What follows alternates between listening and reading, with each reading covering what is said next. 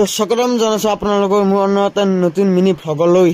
তো এতিয়া মানে যাই আছো মানে হাতীগুছি মানে কি হৈছে জানা গাইজ, মোৰ একেদিন মানে বেমাৰ হাগা জ্বৰ মানে কি কম আৰু। তো এতিয়া মানে জণ্ডিছ হৈছে নেকি, তো এইটো চেক কৰিব যাই আছো হাতীগুছিত মানে জণ্ডিছ ৰোজা আছে আৰু তাকে যাই আছো। আৰু মোৰ লগত যাব আমাৰ নয়ন দা।